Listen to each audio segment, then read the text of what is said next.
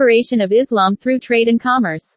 In Islamic society, the merchant enjoys respect and consideration that is closely connected with the origin of this faith, for Prophet Muhammad saw the messenger of Islam, who had himself been a merchant, and this conferred upon the profession of the trader an elevation and a dignity which has gained for him an entrance onto the highest society. Several sayings traditionally ascribed to the Prophet assigned an honorable position to the merchant on the Muslim hierarchy.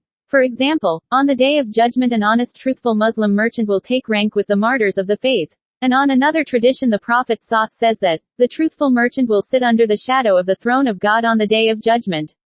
The Prophet commends the merchants to his successors for, they are the couriers of the world and the trusty servants of God upon earth. The greatest of early caliphs, Umar Farooq said, there is no place where I would be more gladly overtaken by death than in the marketplace, buying and selling for my family. The same great ruler is reported to have set honesty in the commercial life above the punctual fulfillment of religious duties, as a test of worth and excellence of a man. The Muslim traders did commerce in precious stones, pearls, diamonds, turquoise, cornelian, onyx, coral etc. then scents such as musk amber, camphor, sandalwood and cloves. It was because of this trade that following areas came in the light of Islam. 1. West Africa. The kingdoms that developed on this region relied heavily on the trans-Sahara trade, which provided a market for their goods, chiefly gold and salt.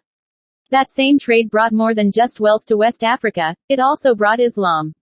Muslim merchants who made the trek across the desert began to settle in West Africa, and by the 11th century, immigrant Muslim communities could be found in many cities and towns across the savannah. 2. East Africa merchants from the Arabian Peninsula, in particular the region of Hadramaut in Yemen began to settle in cities along the East African coast in the centuries following Yemen's conversion to Islam.